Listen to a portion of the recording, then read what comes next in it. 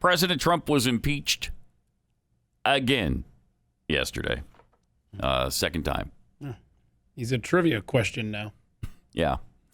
Who's the only U.S. president to ever be impeached twice? Mm-hmm. And who's the most petty Speaker of the House in history? Yeah. There's an easy one. So a week before he's going to leave office, he became the first American president impeached by the House twice. Chamber charged him with high crimes and misdemeanors for inciting an insurrection at the U.S. Capitol 7 days ago. Again, what a crappy insurrection that was. Jeez. The most unprepared insurrectionists of all time. President's behavior in the 13 months since the first impeachment left House Democrats making a more clear-cut case than the first time around. Really? Right. Huh. Okay. They did no due process. They didn't. I mean, there was nothing. Yeah, it said, okay, we're gonna vote on this, and the count was 232 to 197. Every Democrat voted for impeachment, every single one, and 10 Republicans voted for impeachment this time around, and they included Liz Cheney of Wyoming, John Katko from New York, Adam Kinzinger, Illinois, Fred Upton, Michigan, Peter Meyer, New Mexico, Jamie Butler of Washington, Dan Newhouse, also of Washington, Anthony Gonzalez in Ohio, Tom Rice in South Carolina, and Davey Valadao in California. And there's your 10. Liz Cheney and Adam Kinzinger are probably the two I'm somewhat familiar with, at least in that group. But to get 10 Republicans to vote to impeach Donald Trump because of what happened last week, it's amazing. Yeah, and remember the report is that they think they have 10 to 20 Republican senators. Somewhere in there on board, you need 17 to convict. And they've got 10 to 20? Yeah. And the vote will happen after he's already out of office.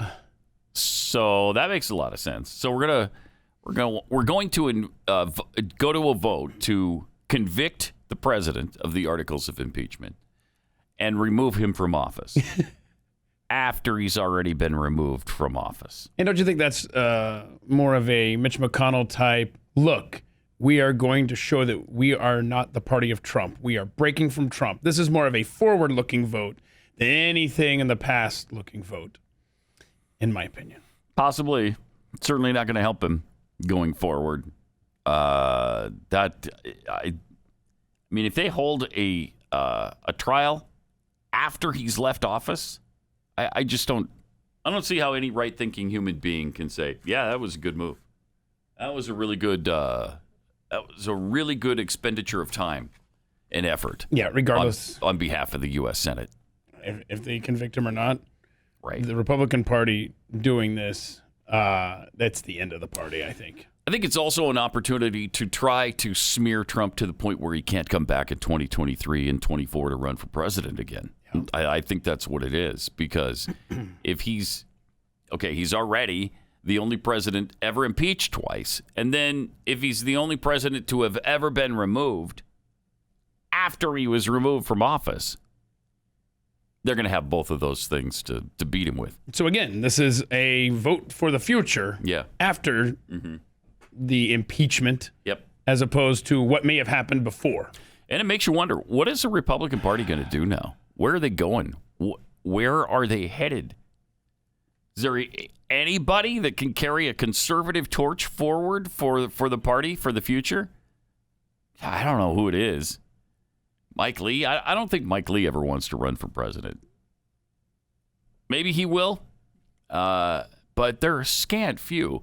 Marco Rubio maybe has a chance still. But I think almost everybody who ran against Trump in 2015 and 16 is they're pretty damaged from running against Trump. And they have a nickname, too. Yeah. That they can't shake. I mean, the little Marco thing is always, it's stuck. Lying Ted stuck, even though Ted didn't lie. I mean, amazing. Kristi Noem. Amazing. Kristi Noem. Yeah, okay. There's somebody. Dan right. Crenshaw might make some waves 4 years from now. Might. Fill that void. Yeah, Crenshaw's not bad. And then you got Nikki Haley. There are a few, I guess. Yeah, well, there's a few. Crenshaw's going to have some issues, but yeah, I mean, there's some rising stars like Kristi Noem, and I don't know, Nikki Haley. I think is kind of she's not happy. The Trump people aren't happy with her right now, so I don't know. What did she do? She said something after the Capitol riot situation. I forget exactly what it was. And I think it was toward Trump, if I recall. There's Slim Pickens. Yes. But, yes, Mike Lee would be a great Supreme Court justice, but what are the chances there's going to be a Republican making that decision anytime soon? So maybe he will run. Maybe. Because he does love this country. He is, and I hate to throw this at the very top, but you almost have to have, he has a great sense of humor when he uses it, when he taps into it. Mm-hmm. And that would resonate with the electorate, I think. So Jim Jordan, he could run. He's definitely been in lockstep with Trump during this crazy time. Yeah, he's been a close ally. So that might work to his benefit. And Trump likes him. Yep. Trump gave him the Presidential Medal of Freedom. So they've got like a little kinship going on there. So, yeah, Jim Jordan, maybe.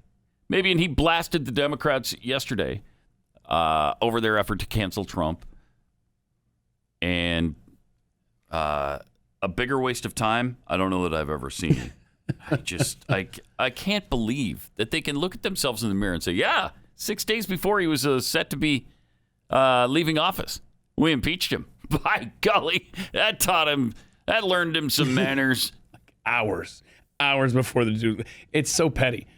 You remember, was it John Edwards, the vice presidential running mate for John Kerry? Remember he used to talk about two Americas? Mm-hmm. And he was obviously talking about rich and poor, stuff like that. Oh, my gosh. Mm-hmm. If there has ever been two Americas, it's right now.